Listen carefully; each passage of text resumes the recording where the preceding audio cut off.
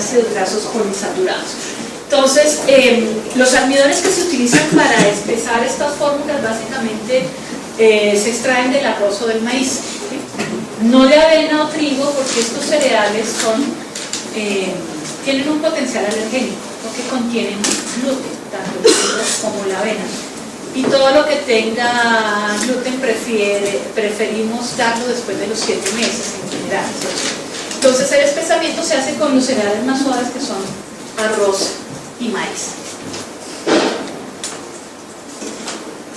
Otro grupo de fórmulas, las fórmulas sin lactosa o libres de lactosa, aunque ese libre de lactosa es relativo, porque a pesar de que se trata de extraer la lactosa en un altísimo porcentaje, siempre quedan residuos de lactosa en la fórmula por el sistema con el cual se extrae la lactosa. Entonces, pues preferimos llamarlas fórmulas sin lactosa. ¿Qué se hace entonces para reemplazar la fuente de carbohidratos? Porque ya sabemos que es algo fundamental en estas fórmulas. Pues nuevamente utilizamos maltodextrinas y jarabe de maíz si son fórmulas sin lactosa, pero de iniciación, o sea, de primer semestre, y sacarosa en aquellas fórmulas sin lactosa para utilizar después de los 6 meses de vida. Las grasas nuevamente de origen vegetal, como en todas, y es cuestionado un poquito la indicación de estas fórmulas, ¿cierto? En teoría, su indicación absoluta es cuando tenemos demostrada una deficiencia en la producción de la lactasa, la enzima que a nivel intestinal permite la absorción de la lactosa, ¿cierto? Entonces puede haber deficiencia congénita de lactasa, sí, se puede diagnosticar en el periodo neonatal, pero la gran mayoría de las veces la deficiencia de la lactasa es adquirida. De hecho, la gran mayoría de los adultos, ustedes lo saben, tienen en forma parcial deficiencia de la lactasa, por eso a medida que nos pasan los años toleramos menos adecuadamente la leche, ¿cierto? Y preferimos utilizar fórmulas parcialmente deslactosadas. Ustedes van a ver que a veces se utilizan las fórmulas sin lactosa para el manejo de los pacientes con enfermedad diarreica aguda. Sin embargo, la recomendación es que no se debe modificar la fórmula láctea. Entonces, un niño que está con diarrea y tiene alimentación láctea exclusiva a través de lactancia materna, se cae de su peso, que la lactancia materna nunca se suspende, sigue con la lactancia materna. Si lo que tiene es una fórmula láctea artificial, podríamos seguir la misma fórmula si evidenciamos desde el punto de vista clínico o de laboratorio que hay una intolerancia a la lactosa que está dada porque cuando se consume la fórmula hay flatulencia, hay distensión abdominal, las deposiciones son explosivas, más líquidas de lo usual, o porque por un colposcópico podemos determinar que hay una deficiencia de la lactasa, pues transitoriamente cambiaríamos la fórmula por una fórmula sin lactosa. Y este transitorio usualmente no es más de 15 días. Pero en principio, en el niño que tiene una enfermedad de diarrea aguda, hay que realimentarlo y realimentarlo con lo que normalmente venía comiendo. Bueno, entonces por eso se los pongo ahí un poquito interrogado. Y entre paréntesis que en caso de gastroenteritis aguda, un niño desnutrido y menor de 3 meses, el riesgo es mucho mayor porque ya tiene un componente nutricional. Entonces en estos casos podríamos transitoriamente cambiar su fórmula láctea infantil por una sin lactosa. Bueno, las fórmulas entonces cuya proteína es de origen vegetal, básicamente aceptada para los niños la proteína de soya. Entonces son las de proteína de soya, pero hay que tener en cuenta que el valor biológico de estas proteínas es inferior al de la leche de vaca y por supuesto la leche humana, ¿cierto? Tiene un patrón de aminoácidos diferente, la cantidad de metionina y de carnitina es bastante inferior a la de la leche de vaca, por lo cual hay que suplementarlas, por eso no sirve cualquier fórmula de soya que consiguen en un supermercado. El contenido proteico total es mayor en gramos de proteína con respecto a las otras fórmulas, y además son de poca digestibilidad, hay que hacerles algo de transformación, y son menos biodisponibles. Entonces a la proteína de soya como tal, como se aísla, hay que adicionarle muchas cosas. Entonces los aminoácidos que hacen falta, ¿cierto? Hay que hacer algunas modificaciones en en su proteína para hacerla un poco más digestible y con mejor palatabilidad, es decir, con mejor sabor para que el niño la acepte fácilmente. Entonces son fórmulas completamente modificadas. Hay que adicionarles vitaminas y minerales que de entrada la proteína de la soya no la tiene. Hay que fortificarlas con zinc y hierro en forma importante.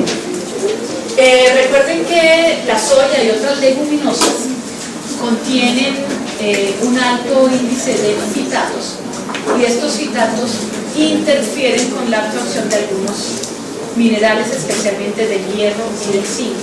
Por eso siempre estas fórmulas tienen que estar suplementadas con hierro y con zinc para garantizar un aporte adecuado. Bueno, como la soya no tiene lactosa, y la lactosa es el carbohidrato principal en el primer año de vida, pues hay que suplementarlo de alguna forma, a través de polímeros de glucosa o de sacarosa.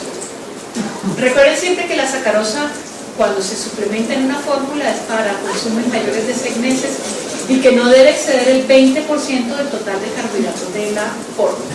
La sacarosa predispone a sobrepeso y obesidad en etapas posteriores, ¿no? Y siendo una fórmula de origen vegetal, el contenido de grasas no es adecuado y hay que aumentarlo a través de otros aceites diferentes al original, como podría ser aceite de girasol y aceite de coco. ¿Cuáles serían las indicaciones para utilizar una fórmula de soya? Si ustedes revisan, antiguamente se usaban mucho las fórmulas de soya. No disponíamos de fórmulas sin lactosa ni de fórmulas extensamente hidrolizadas. Entonces, cuando se sospechaba, por ejemplo, una alergia a la proteína de la leche de vaca, pues se quitaba la proteína de origen animal y se reemplazaba por proteína de soya. Cuando se sospechaba que había una deficiencia de lactosa, pues se utilizaba una proteína de soya, teniendo en cuenta que tenía otros carbohidratos que de pronto también podrían ser de difícil digestión. Y se usó del uso de las fórmulas de soya en alguna época, fenómenos de hipersensibilidad de todos modos. Entonces, a veces a las parcialmente hidrolizadas se les dice que son preventivas de una posible alergia a la proteína. Pero eso es fácil, porque si hay paso de moléculas de tamaño intermedio, pues puede generar un fenómeno de hipersensibilidad en el niño que tiene la predisposición, ¿sí? Entonces, si uno asume que el paciente tiene una alergia a la proteína de la leche de vaca porque lo demostró, debe utilizar una extensamente hidrolizada, ¿cierto? Porque si no, el riesgo de que pasen proteínas de tamaño intermedio existe y le da lo mismo, ¿sí? Y las parcialmente hidrolizadas, que las promueven como preventivas, pues uno no debe prevenir, ¿sí? El paciente que tiene riesgo de hacer la alergia la va a hacer con una parcialmente hidrolizada, con la leche de vaca o con la fórmula láctea artificial, ¿cierto? Entonces simplemente hay que hacer un diagnóstico adecuado. ¿Tiene o no alergia a la proteína de la leche de vaca? Si la tiene, no es la fórmula más hidrolizada. ¿Bueno? Pero entonces, el hecho de tener hidrólisis o de suero o de caseína, simplemente les da una clasificación de diferente, pero que no se han planteado totalmente. En este momento, la gran mayoría tienen hidrólisis de ambos componentes, tanto de albúmina como de caseína, o sea, la hidrólisis es total. Entonces, las extensamente hidrolizadas, les ponía menos de 1500 Dalton, pero casi que todas son de menos de 1200, ¿cierto? Tienen mínima cantidad de lactosa porque se les extrae también para evitar que haya intolerancia a la misma, hasta en un 20% sacarosa, complementados pues igual que todas con maltodextrinas y jarabe de maíz. Se les extrae, como a las demás, la proteína de origen animal, se reemplaza por triglicéridos de cadena media, en su mayoría, y aceites vegetales. Tiene que estar confirmada la alergia a la proteína de la leche de vaca. Ustedes van a ver que se abusa también de estas fórmulas que son excesivamente costosas. Entonces, en un niño que no lo pudieron lactar, empieza con una fórmula de iniciación y tiene cólico, o mal manejo de gases, o de vez en cuando vomita, dicen no, este paciente debe tener una alergia a la proteína de la leche de vaca porque los síntomas son iguales al del reflujo, y se la cambian de entrada por una extensamente hidrolizada. Pienso que el proceso, cuando uno simplemente tiene una sospecha, tiene que ser gradual, pero si tiene una alta sospecha, confírmela, para eso hace exámenes, punto. Una prueba terapéutica también podría ser confirmatoria, entonces en ese niño que tiene sangrado activo por alergia a la proteína o que tiene una clínica muy sugestiva, la mayoría de las veces el niño que tiene intolerancia a la proteína o alergia, apenas se le suministra la fórmula, tiene dolor, o sea, la expresión facial le cambia, se retuerce por el dolor, tiene cólicos, y el hacer la deposición como tal es tremendamente doloroso porque hay una colitis eosinofílica, entonces la expulsión es tremendamente dolorosa. Si uno clínicamente observa eso en un niño pequeño y lo sospecha, podría hacer una prueba terapéutica que es suspender la fórmula que venía recibiendo e iniciar una extensamente hidrolizada. Si en 24 48 horas la mejoría de síntomas es muy significativa, pues eso ya no, ¿cierto? Obviamente debe complementarlo con las pruebas cutáneas o con pruebas a nivel sanguíneo, que son el RAS, que lo pide uno específico para albúmina, específico para caseína o para la leche de vaca en forma integrada, ¿cierto? Pero a veces simplemente ante síntomas de reflujo, que como les digo, podrían ser similares a la alergia de la proteína o simplemente por tener cólico, hacen la modificación láctea y no es adecuado, ¿no? Entonces hay que llenar 3 razones para cambiarla. ¿Por qué? Porque un niño que tiene alergia a la proteína de la leche de vaca requiere esta fórmula durante un año. O sea, el primer año de vida la debe tener y es extremadamente costoso. Posterior al año se empieza a hacer desensibilización progresiva, usualmente con algunos derivados de la leche, no de leche directamente, sino yogur, quesos, etc., hasta que logre una tolerancia adecuada. Pero entonces el diagnóstico pues tiene que ser bien hecho. Las otras, entonces, las parcialmente hidrolizadas, los péptidos no son tan pequeños, como les decía, mal llamadas hipoalergénicas, porque no hay un punto intermedio acá. Tienen lactosa, algunas tienen maltodextrinas y mezclas de aceites vegetales.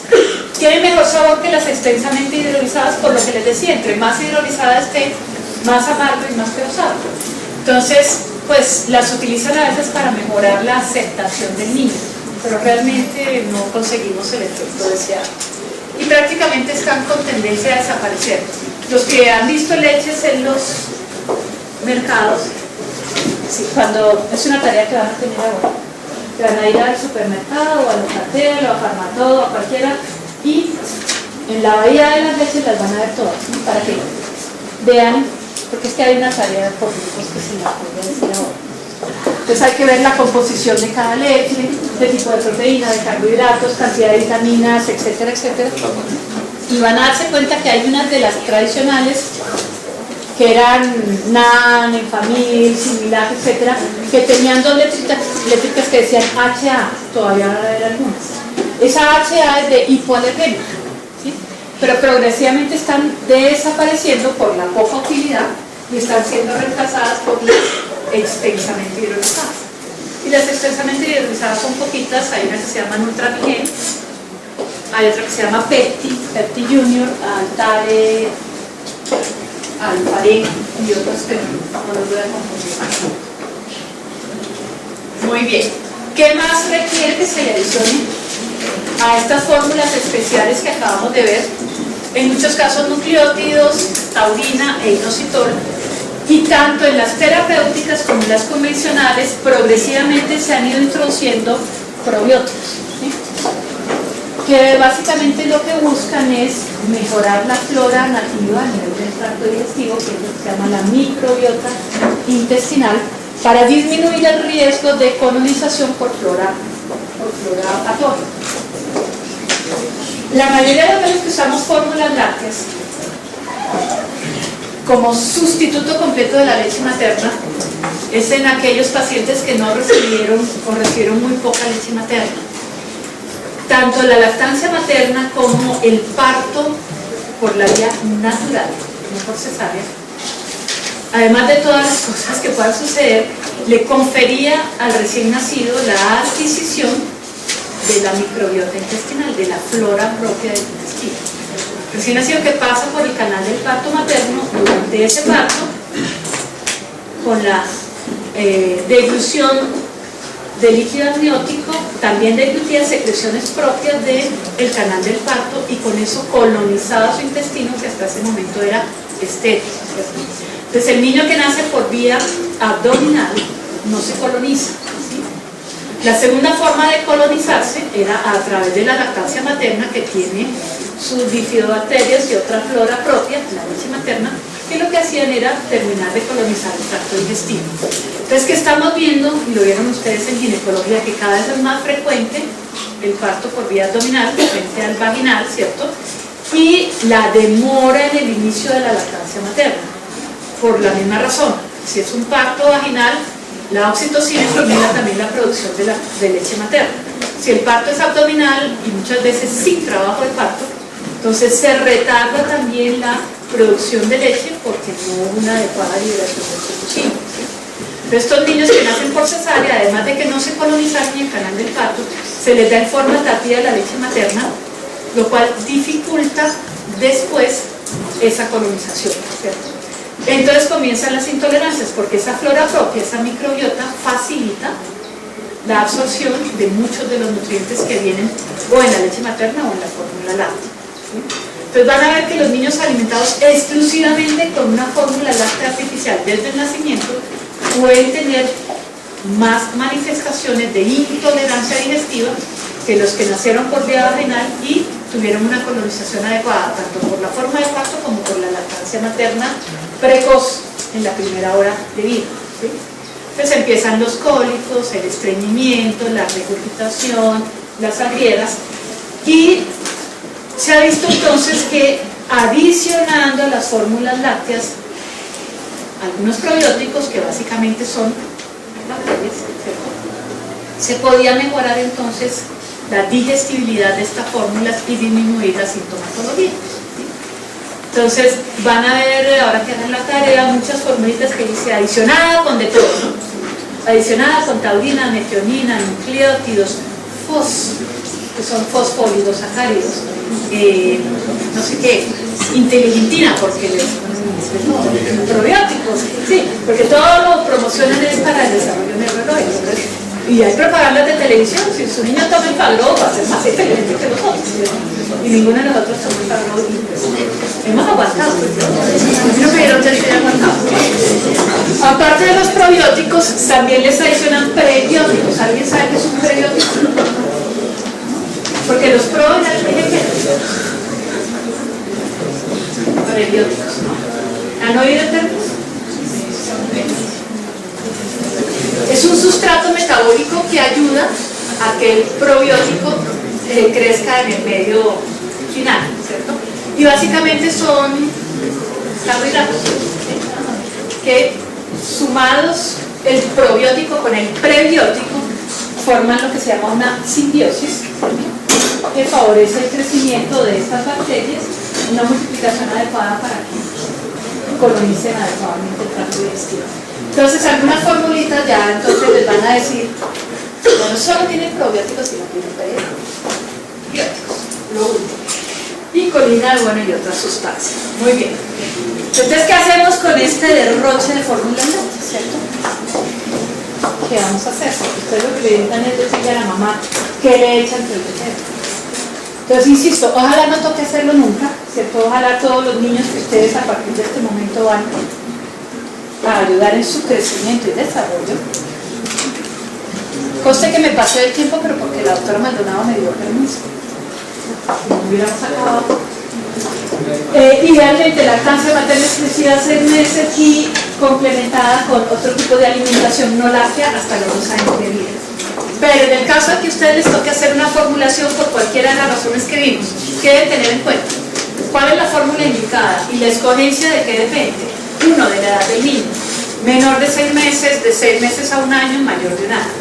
2, de que tenga o no alguna condición agregada, reflujo gastroesofágico, estreñimiento, alergia a la proteína de la leche de vaca, deficiencia congénita o adquirida de la lactosa, prematurez y bajo peso al nacer, etc.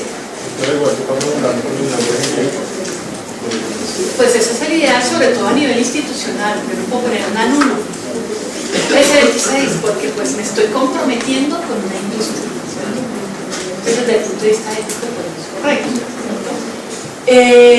Obviamente, pues yo soy pediatra y a nivel de consultorio, que hago muchas veces, yo llevo, pues, toca confesarles, llevo 30 años manejando niños, ¿cierto? Entonces obviamente uno sabe de pronto cuál es mejor tolerada que la otra, o dependiendo de las condiciones económicas, culturales, etcétera, cuál les va mejor o no. Porque dentro del espectro de una